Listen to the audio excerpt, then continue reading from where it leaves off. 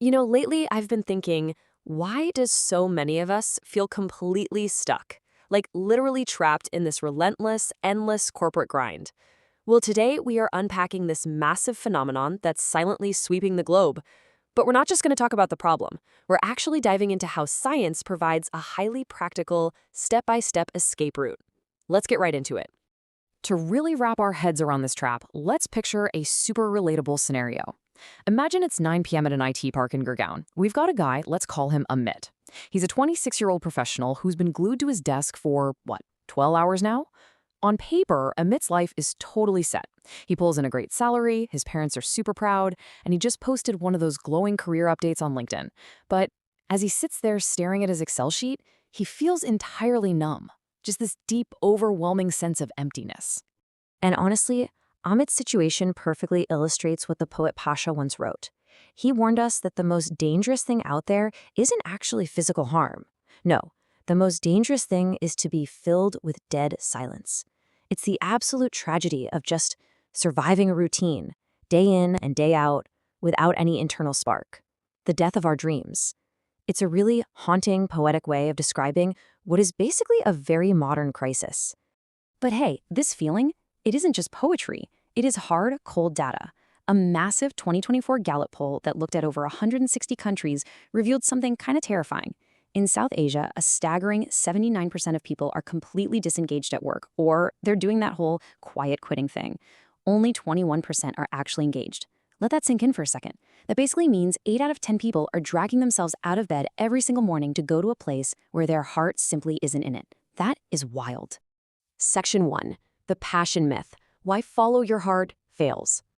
Okay, so to solve this absolute epidemic of numbness, we first have to unlearn some pretty terrible advice we've been fed our whole lives. Things like, just follow your passion, or look deep inside yourself. Actually, a landmark 2018 Stanford University study, along with some brilliant research by author Cal Newport, completely shatters this myth. They found that folks like Amit are stuck in a fixed mindset, basically believing the passion is this hidden treasure you just suddenly trip over and uncover. But science tells us we desperately need a growth mindset instead. So here's the absolute crucial takeaway. Passion isn't a buried treasure. It's a plant. You have to actively water it and grow it through building skills and gaining autonomy. You don't just find it, you grow it. Which brings us to the next section, the golden cage, how we get trapped. So if simply growing our passion is the answer, why do over 85% of people stay stuck in a system they so desperately want to escape? Well, it's because of what we call the golden cage.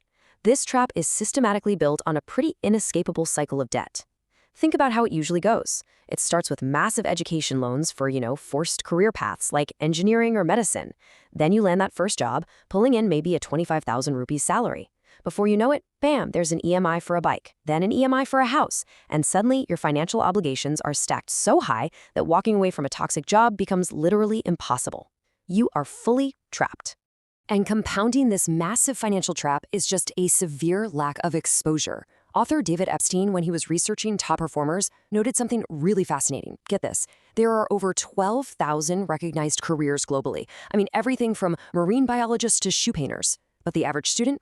We're only ever exposed to about 10 or 15 traditional paths. You know the drill. Doctor, engineer, lawyer, accountant. So listen, if you feel like you don't know what your passion is, it's not a lack of interest on your part. It is a systematic lack of exposure.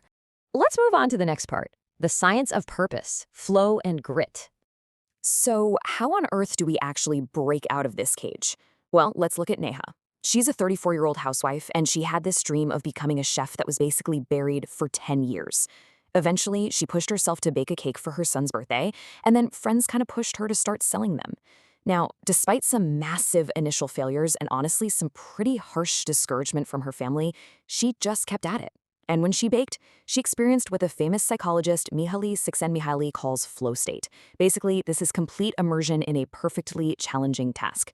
You totally lose all sense of time, you completely forget to check your phone, and your productivity just shoots up by like 500%. It's incredible.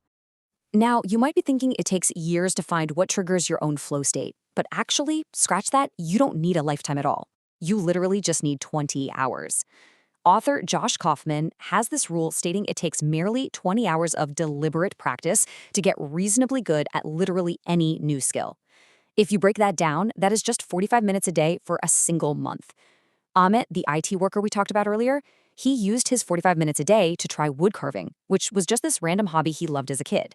Once you actually find that flow state, the very next ingredient you need is grit.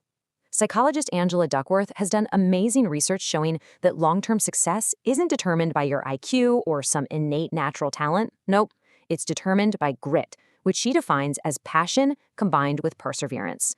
It is the ability to just stick with a pursuit through the incredibly boring, difficult grind day after day, year after year. And that brings us to our practical blueprint, the 3E formula. Okay, so all this science sounds great in theory, right? But how exactly are we supposed to put this into action while still juggling our current jobs, our families, and of course, those looming EMIs? Well, the solution is the science-backed, highly practical roadmap called the 3E formula. It's specifically designed to safely grow your passion without requiring you to do something reckless, like, quit your day job on a whim. The steps are simple: explore, engage, and excel. Step 1 is to explore. So instead of constantly looking inward and stressing out, I want you to look outward. Expand your horizons. For the next 30 days, spend just 30 minutes a day learning about entirely new, completely unconventional career paths. Look up a list of 100 different careers, pick out your 30 absolute favorites, and literally just read about them. There is zero pressure here, just pure, unadulterated curiosity. Then we move to step 2, which is to engage. You're going to take that big list and narrow it down to maybe 5 or 7 things that genuinely fired you up. Now, this is where you have to get your hands dirty. Spend 20 hours. Again, that's just 45 minutes a day for a month, doing actual real-world projects. So if you chose photography, go offer to shoot a friend's wedding for free. If you chose baking, bake some treats for your neighbors. You're just testing the waters to see which of these activities actually flips that switch and puts you into a flow state.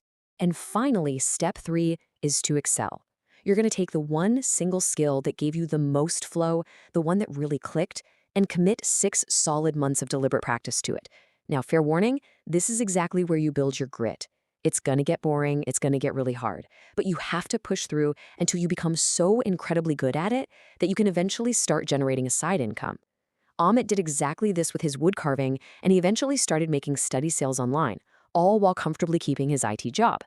Which leads us to our final concept, Ikigai, the ultimate destination.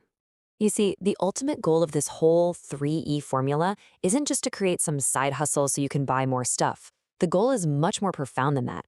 It is to construct your Ikigai. If you haven't heard of it, Ikigai is this absolutely beautiful Japanese concept that basically translates to a purpose that gives you a reason to wake up in the morning. In places like Okinawa, Japan, people live these remarkably long, vibrant, healthy lives, and get this, they don't even have a word for retirement. Why? Because they've built an Ikigai. They have a continuous, lifelong purpose that keeps them going. Building your true Ikigai is basically like solving a giant puzzle. It's constructed at the very precise intersection of 4 key elements: what you love doing, what you're actually good at, what the world desperately needs, and what you can be paid for. And remember, please don't stress if you don't magically discover this on day 1. Nobody does. You construct it slowly over time by doing exactly what we talked about: exploring, engaging, and excelling. Now, I know what some of you are thinking. You're looking at this going, okay, that's great, but I'm way too old to start over. I've totally missed my window. But hey, the data says otherwise. The global average age for a major career change is actually 39 years old. Think about Neha. She didn't start her cloud kitchen until she was 34. Let me tell you, it is absolutely never too late to plant the seed of a new passion. And here's the best part. You don't even have to choose between your current job and your new passion. A really fascinating study out of San Francisco University proved that actively pursuing a side passion actually improves your performance at your primary job. No joke. It increases your baseline creativity, it seriously enhances your problem-solving skills, and it massively reduces burnout. Basically, having a passion project makes you better at literally everything else you do. So, as we wrap up this explainer today, I want to leave you with a little challenge. Look, we live in a world that is just desperate for innovation, and frankly, we cannot afford to have 79% of our minds feeling numb and disengaged. The escape route is fully mapped out for you, so the only real question left is this. Instead of just returning to the numbness, and instead of just endlessly doom scrolling tonight, what will you spend your next 45 minutes on?